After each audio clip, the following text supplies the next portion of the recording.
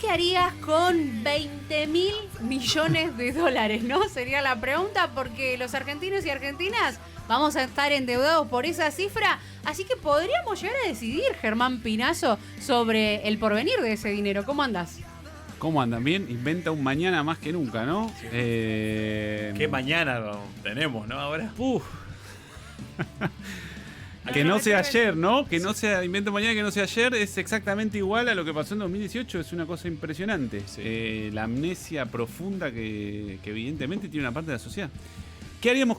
Bueno, es un préstamo que viene muy bien para el desarrollo de infraestructura, para... No, para los jardines que habían prometido. Para los jardines, para que el viene bien para el laboratorio. desarrollo científico-tecnológico del país, y que en ese sentido me parece que es una buena oportunidad, tendiendo a la baja tasa de interés. No, nada para eso, nada que ver. No, la verdad que no.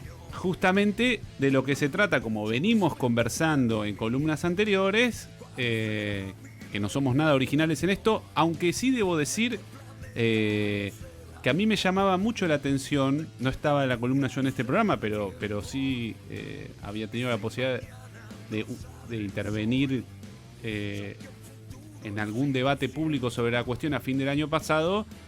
Me llamaba la atención ver economistas que decían no hay ninguna posibilidad de que el año que viene haya una tensión cambiaria, Martín Guzmán, ¿no? Y yo decía, bueno, viste, gente que sabe, capaz que, bueno, efectivamente no se entiende este acuerdo con el Fondo Monetario Internacional si no es en el marco de que hay una estrategia macroeconómica que está detonada, digamos, ¿no? Sí, sí. Básicamente, ya lo dijimos muchas veces, la única estrategia macroeconómica del gobierno, que además ya no está funcionando porque la inflación ya está subiendo, con lo cual ni siquiera está funcionando para contener la inflación, que es para lo único que servía es tener el tipo de cambio planchado, es que el dólar no suba.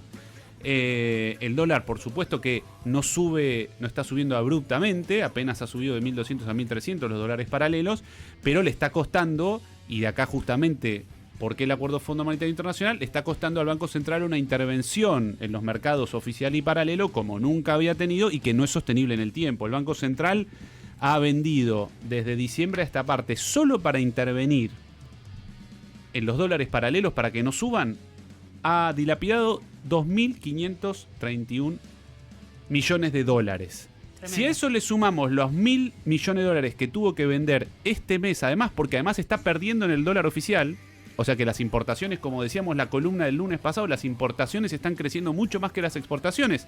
Entonces el Banco Central no solo tiene que intervenir en el dólar paralelo para que no suba, sino que está vendiendo en el dólar oficial porque los importadores están viniendo a buscar sus dólares. O sea, el Banco Central están rascando el fondo de olla, digamos. Si esto fuese el gobierno de Cristina Fernández de Kirchner, el titular de Clarín y de La Nación sería: están manoteando el depósito, lo de los ahorristas, porque es lo que está ocurriendo, digamos, ¿no? Eso te iba a preguntar, Germán. El contexto de el pedido al fondo cuando se produjo en 2018, a diferencia del de ahora, ¿cuál es la situación argentina? ¿Estamos en una situación mucho más crítica que la anterior? Estamos en una situación bastante similar. Es una situación, digamos, el gobierno, para sostener el dólar planchado, que es la base de su estrategia, Sí. hizo dos cosas básicamente. Por un lado, y ahí sí que Toto Masterclass fue eficaz, si bien con cosas que no son sostenibles en el tiempo, pero lanzó algunas medidas el año pasado, como por ejemplo el blanqueo, con el cual yo estoy absolutamente en desacuerdo, digamos, pero que fue eficaz para juntar dólares, y juntar dólares le permitió mantener el dólar, y en paralelo lo que hizo fue ofrecer instrumentos en pesos a una tasa de interés altísima, para que esa gente que blanqueaba dólares o cualquiera que tuviese un ahorro no estuviese tentado a quedarse en dólares, sino a poner plata en pesos, ganar mucha plata en pesos, con la promesa de que si el dólar está planchado, después ganás mucha plata en dólares. O sea, el gobierno subió la tasa de interés en pesos, emitió deuda en pesos como ningún gobierno en los últimos 15 años de Argentina, salvo como el Toto en la primera vez, Claro. y tiró magias como el blanqueo o el dólar blend, o para tener dólares de corto plazo, o lo que hizo a principio de año, que un montón de bancos le prestaron 1.000 millones, que ya se los patinó. Sí, nos vemos. Ahora, eso se agotó. Eso es igual que el 2018. El 2018, en vez de haber emitido LECAPS, emitieron LEVAX. En vez de ser el Tesoro, antes era el Banco Central. El Banco Central te decía, con Toto 1, te decía: si te quedás en pesos, te ofrezco 40 interanual. La inflación está a 20 y el dólar se queda planchado, con lo cual gana fortuna. Claro. ¿Cuál es el problemita? que cuando esos inversores que saben, efectivamente están mirando todo el tiempo los riesgos cambiarios, se dan cuenta que empiezan a faltar dólares, Toto le dice, vení, quédate conmigo que te ofrezco 45 en pesos. El inversor dice, sí, pero pará, porque no me vas a poder garantizar el dólar. No, deja, devolverme mi plata que me voy a la otra ventanilla y lo cambio a dólares. Eso le pasó a Caputo en abril de 2018. Y yo lo que traía el dato, para ver cuánto van a durar estos, que vos decís 20.000, no son 20.000. 14.000 son para cancelar préstamos y nos van a quedar, como dijo Adorni, 6.000 de libre disponibilidad. Pero veamos esto. En el 2018, cuando empezó la estampida de los que se empezaban a ir, el Fondo Monetario desembolsó entre junio y octubre del 2018 $20.000 millones. 20.000 netos, no para pagar deuda, 20.000 netos. Y desembolsó entre diciembre del 2018 y julio del 2019 otros 23.000 o 24.000 más, 44.000 crocante. Así todo el Banco Central perdió $20.000 millones de reservas y el tipo de cambio pasó de 20 a 44. O sea, estamos en el momento de la estampida, el momento donde la estafa se revela como lo que realmente es, una estafa. Todavía nos falta que se revele como estafa, que es cuando el dólar reviente, ojalá que no, pero es bastante poco probable que no ocurra. Ahora es el momento donde los que pueden salir van a salir. Van a entrar estos 6.000 millones de $, y va a salir un montón de gente que tenía instrumentos en pesos, va a comprar dólares, va a ganar un montón de guita. Nosotros y nosotras vamos a tener cierta calma por algunos meses porque el dólar no se va a terminar de ir a cualquier lado, pensando que qué bien que no se va a cualquier lado, mientras ellos compran dólares para irse. Y bueno, y después nos queda la deuda, ¿no? Calma ¿por cuánto? Te tengo que preguntar eso, Germán, porque bueno, estás hablando de esto, la libre disponibilidad, que un poco entrábamos jodiendo de, che, tenemos esta plata a libre disposición. En realidad tiene que ver con eso, con un anuncio hoy de vocería presidencial sobre la libre disponibilidad de esa cantidad de millones. Y vos dijiste, por ahí, esa guita se va a usar para una calma para los argentinos momentánea, esperando el estallido, digamos, ¿no? Sí, más que para los argentinos, para el tipo de cambio. Okay. Para el tipo de cambio. Y ahí fíjense qué interesante esto. El anuncio de hoy es un anuncio apresurado justamente porque el Banco Central se está desangrando. Claro. Porque la vocera del Fondo Monetario Internacional dijo, tranquilos, todavía no definimos ningún monto. Están hablando de montos y de libre disponibilidad para tratar de llevar algún tipo de tranquilidad a esos inversores en pesos. Fíjese que en paralelo Kirno, que es el secretario de Finanzas, está ofreciendo instrumentos en pesos, pero ya no a un año, a 3 meses, hasta junio. Claro. ¿Por qué ofrece a junio? Porque dice, che, hasta junio te mantengo el dólar, quédate en pesos un poquito más, quédate un poquito más, quédate un poquito más. Los plazos cada vez se acortan más porque el tipo que hace una inversión especulativa en pesos sabe que el dólar no se puede sostener. Entonces, la oferta que le tiene que hacer el gobierno es de un plazo menor porque cada vez va a poder garantizar menos el dólar. Y el gobierno lo está reconociendo cuando acorta los plazos de la deuda que emite. ¿Se entiende lo que quiero decir? Entonces, lo primero que yo te diría es... lo que pone en evidencia la fragilidad y la emergencia de la situación es el gobierno anunciando algo que el Fondo Monetario inmediatamente dice que no está cerrado. El gobierno quiere llevar algún tipo de calma frente a una situación que no puede sostener. Eso es un primer dato elemental. Y lo segundo es, para mí la clave acá va a ser, yo traje los números del 2018 justamente para intentar responder eso. En ese momento entraron 44.000 millones en un año. Si yo mal no recuerdo, en un año entre junio y julio del año siguiente, 4.000 millones en un año. Así todo el dólar se devaluó más de 100%. Acá hay 6.000 millones. Todo va a depender no solo de eso. 6.000 millones le puede alcanzar al gobierno a este ritmo para sostener 4 meses a lo sumo. Es tremendo. A lo sumo. Todo va a depender...